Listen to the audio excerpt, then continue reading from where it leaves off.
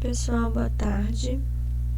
Vamos dar continuidade ao nosso conteúdo, falando de doenças de pele, né, doenças da derme ocasionadas, da epiderme ocasionadas por bactérias.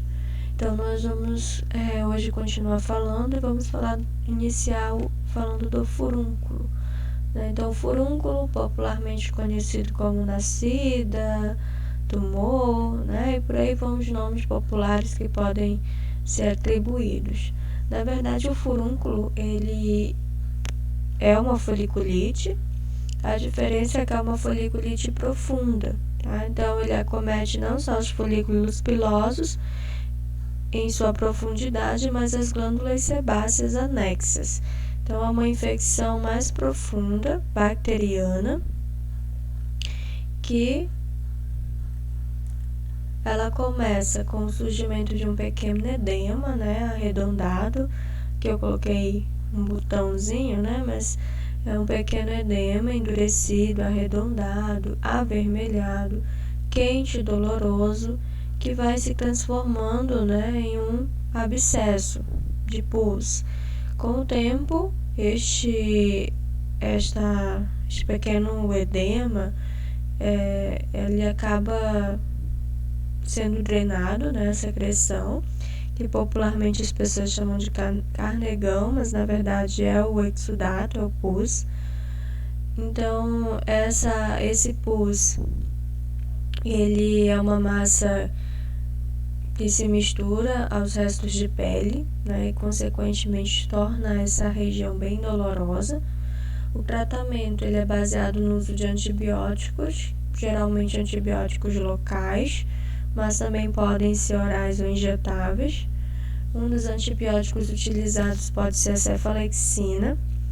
Compressas quentes, né, ajudam a acelerar a drenagem, porque quanto mais rápido, né, conseguir remover o exudato, o pus, mais fácil vai ser a cicatrização.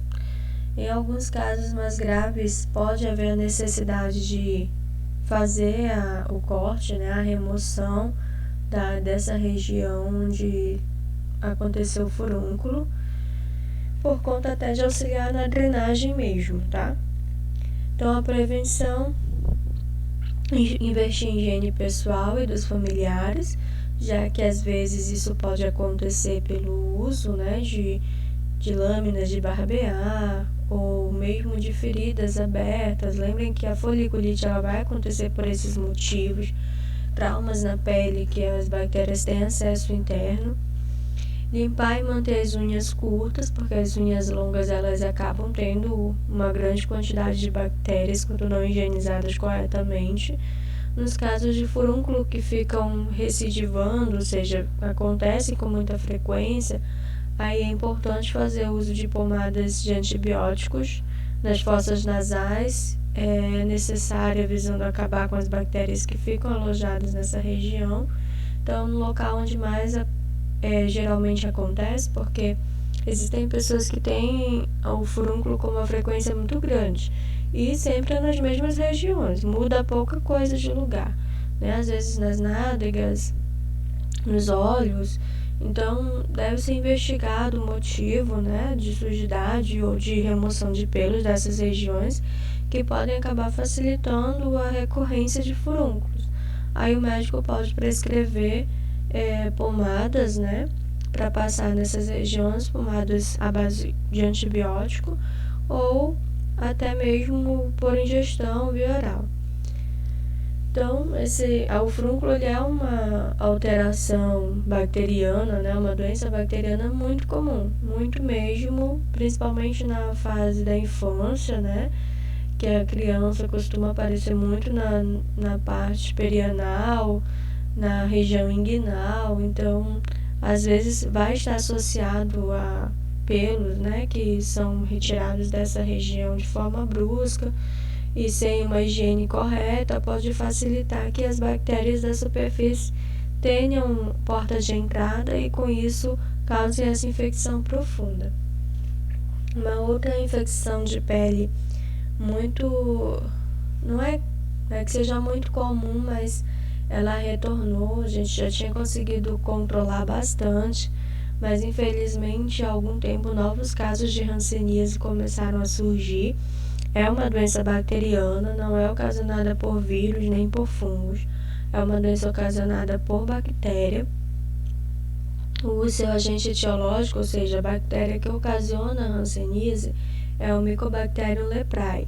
Ela é conhecida como bacilo de Hansen, em homenagem a Armauer Hansen, que descreveu essa patologia em 1874. Então, ele descobriu, por isso que às vezes chamamos o bacilo de Hansen.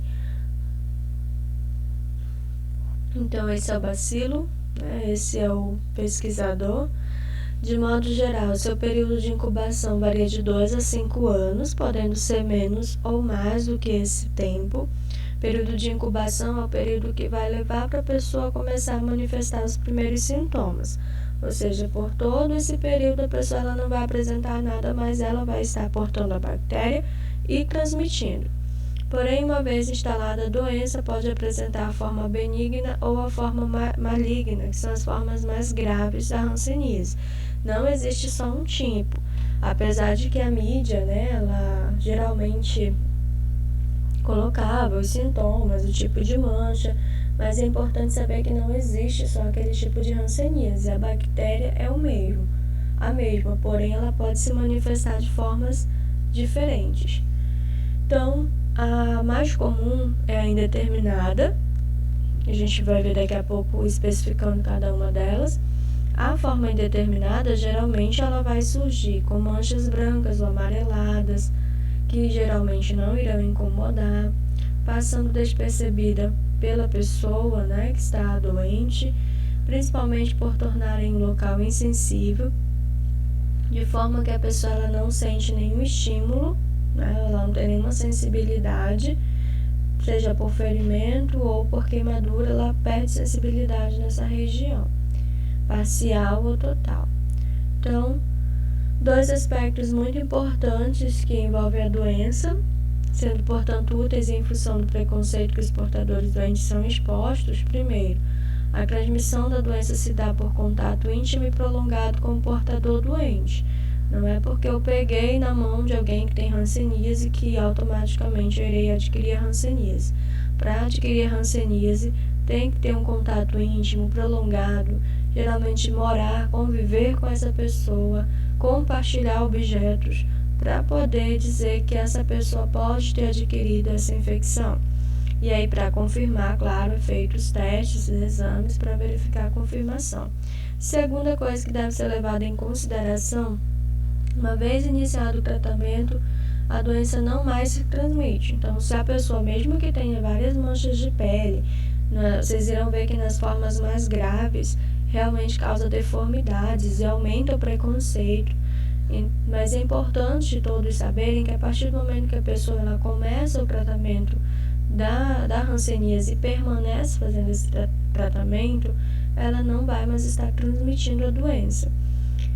Então, as características iniciais que a pessoa com hanseníase ela pode ter, a pele ela pode se tornar um pouco mais espessa, áspera, grossa.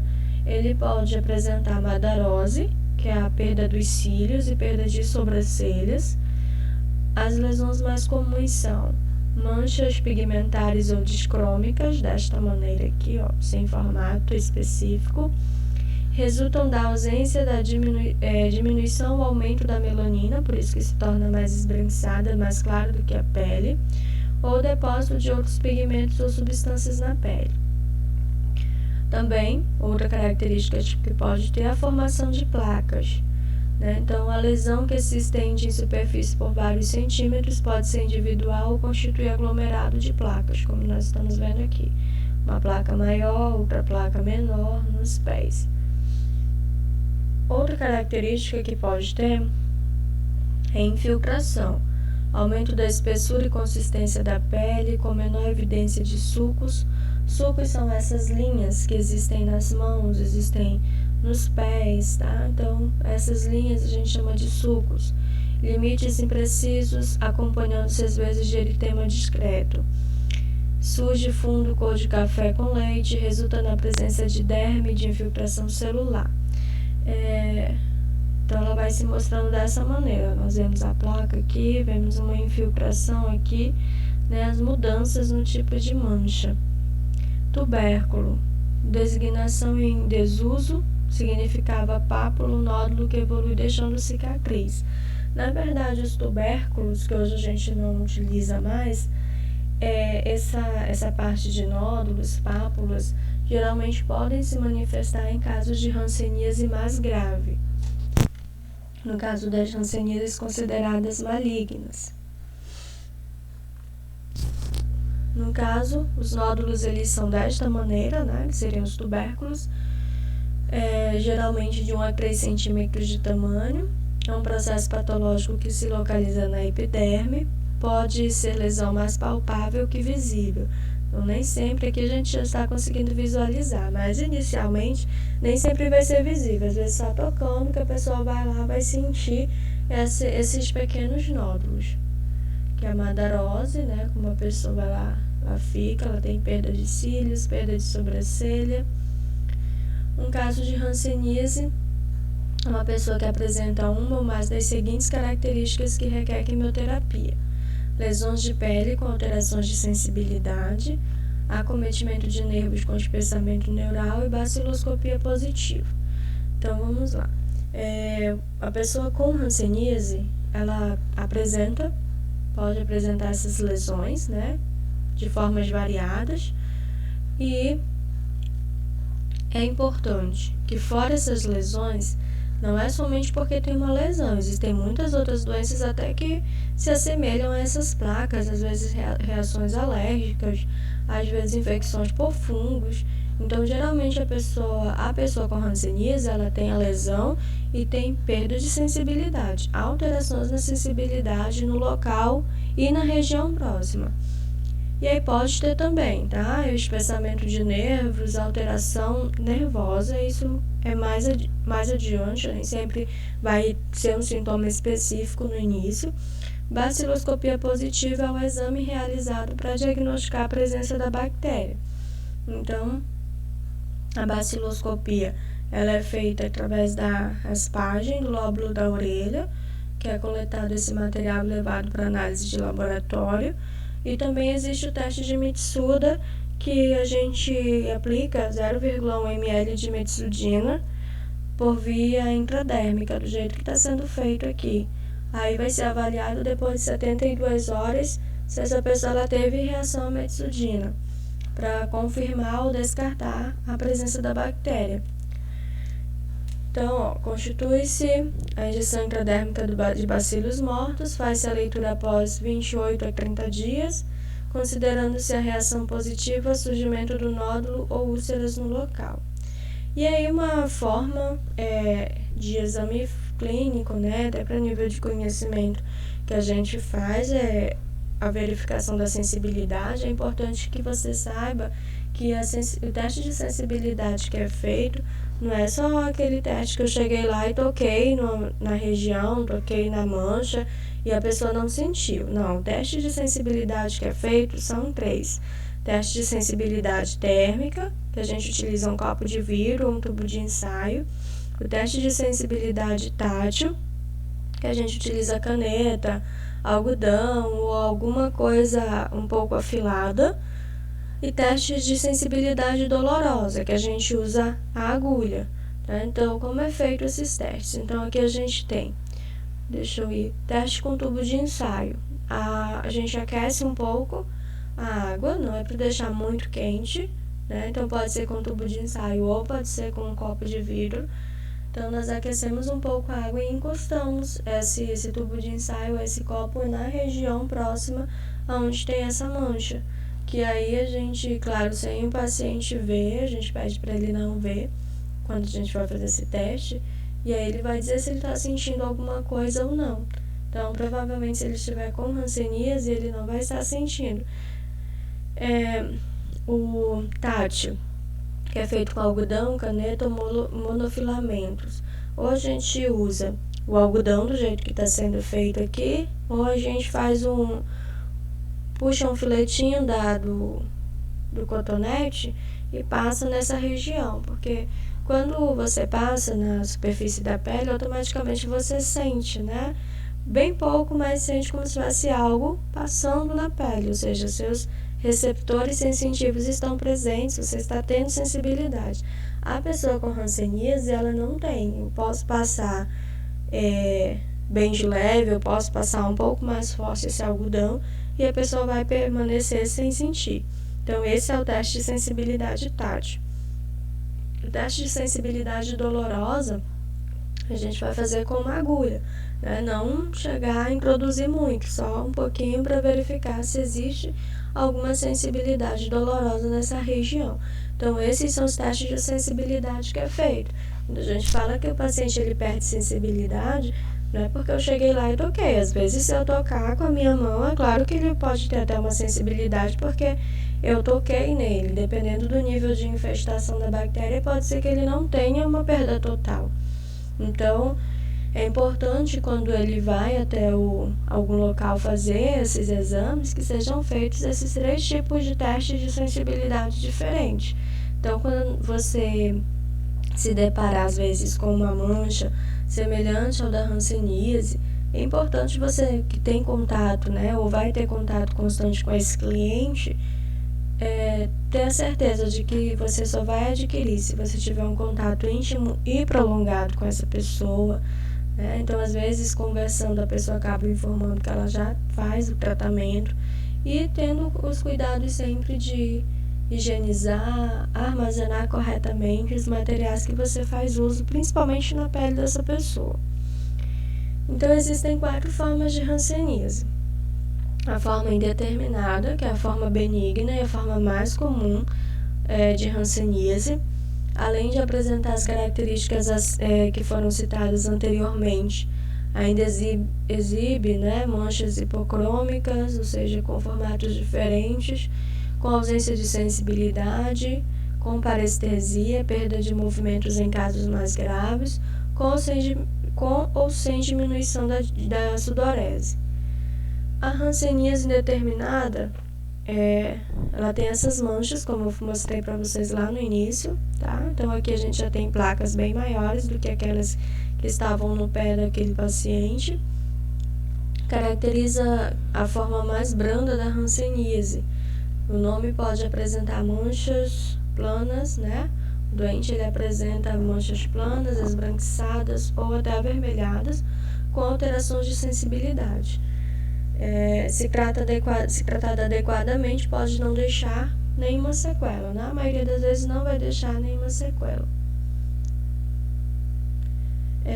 Baciloscopia. É importante saber que se esse paciente ele fizer a baciloscopia, lá, aquele exame da raspagem no lóbulo da orelha, às vezes vai dar negativo, se for na hanseníase indeterminada. Por isso que é importante a gente fazer o uso das 3 formas de diagnóstico.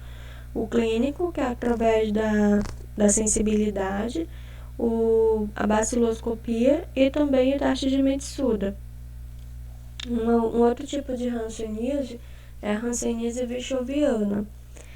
A hanseníase vichoviana, ela é uma forma grave, maligna da hanseníase.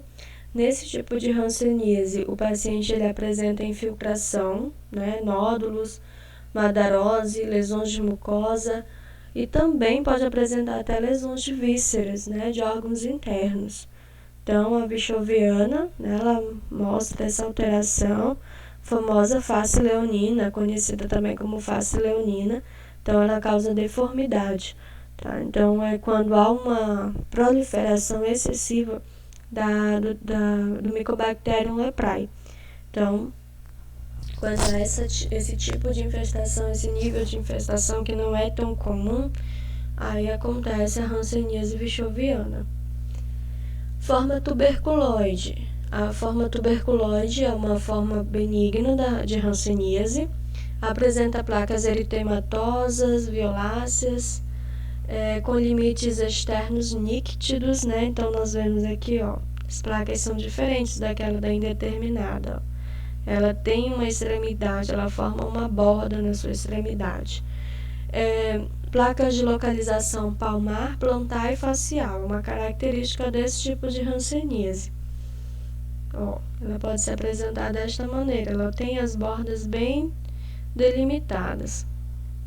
Sensibilidade abolida, ou seja, a pessoa ela perde sensibilidade, perde pelos na região, pode afetar apenas os nervos, sendo chamada então de forma neural pura. É estável, benigna, com um bom prognóstico, para auxiliar, e a baciloscopia nesse tipo de hanseníase também é negativa. A hanseníase dimorfa é uma hanseníase considerada maligna também. Apresenta lesões eritematosas planas, com centro claro, infiltrações com centro deprimido, tonalidade ferruginosa ou pálida.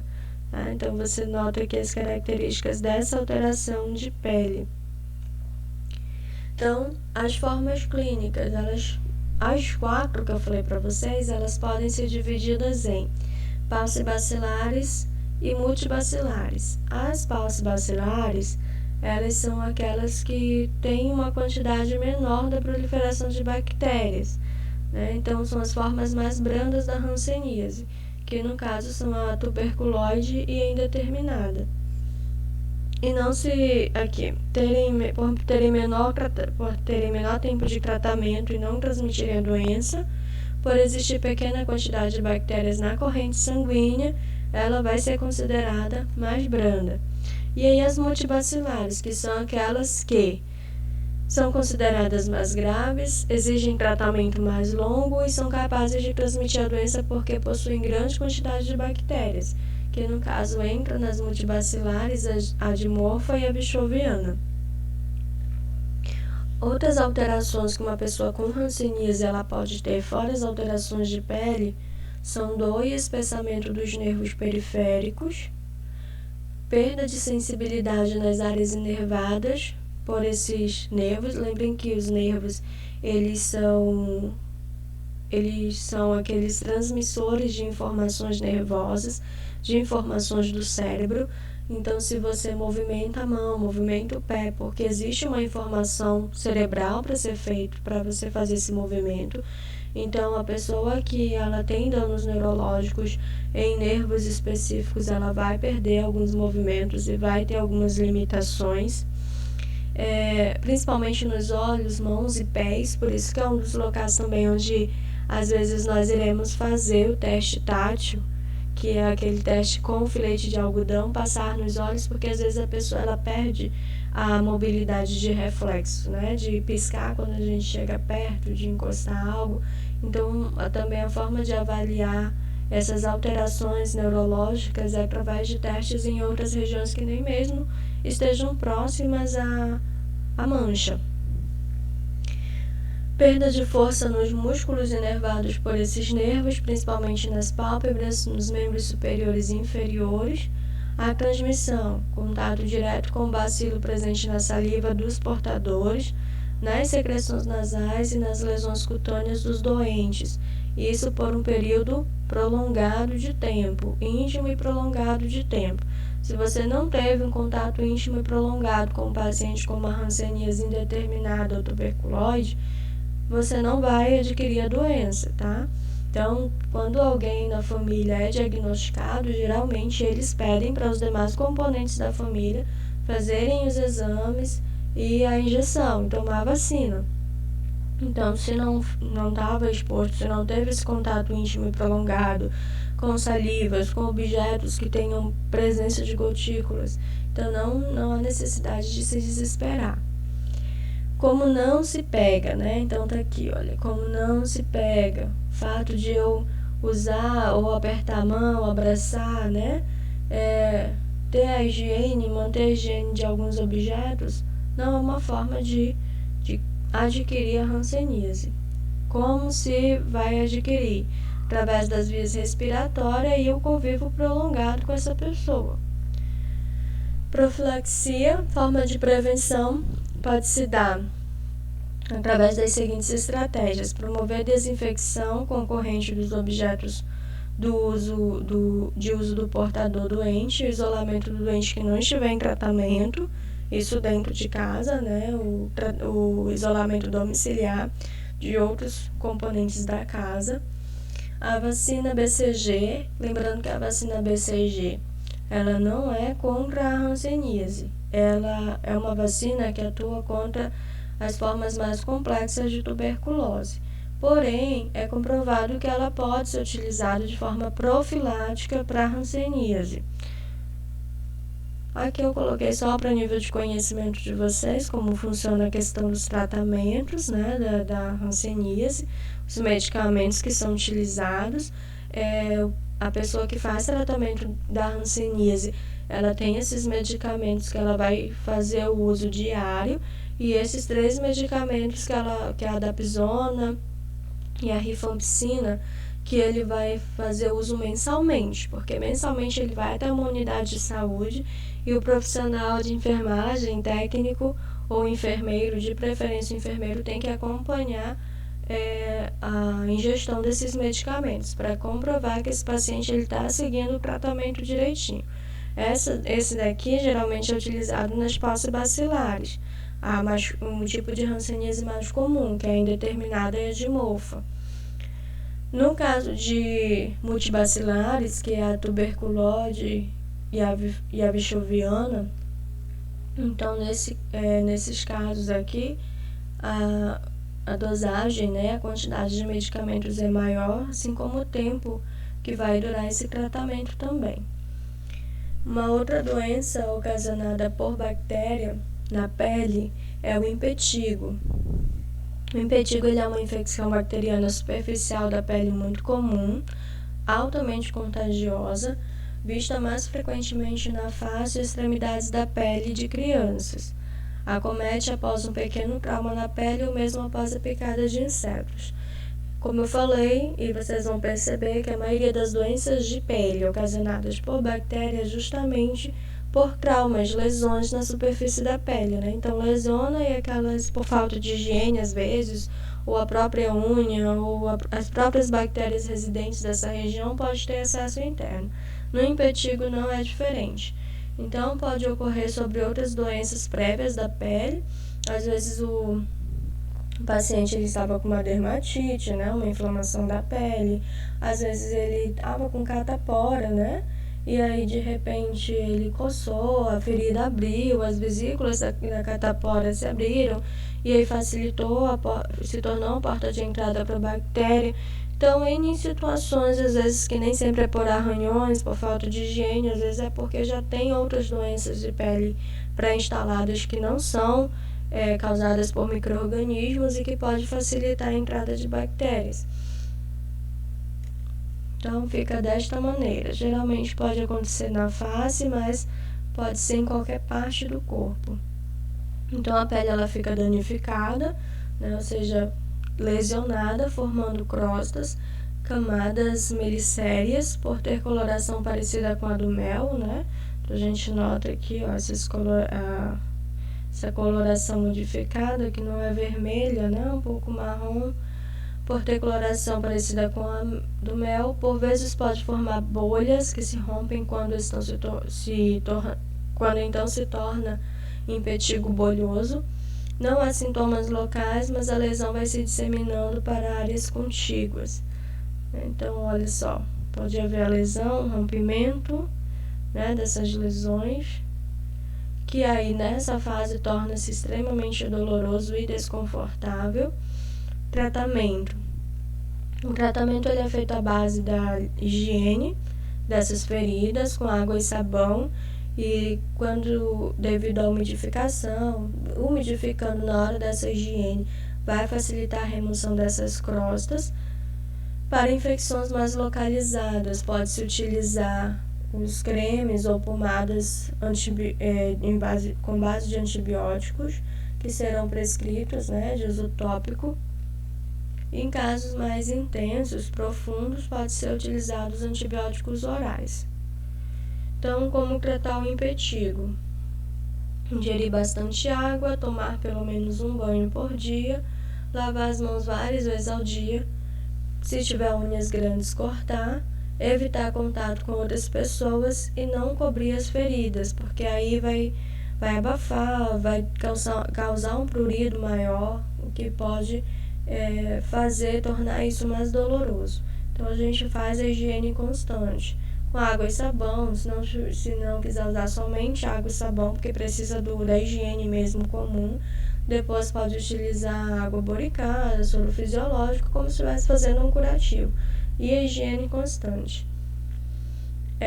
Em casos de salão de beleza, é importante ter o cuidado. A gente vai ver outras doenças virais que podem ocasionar feridas na pele.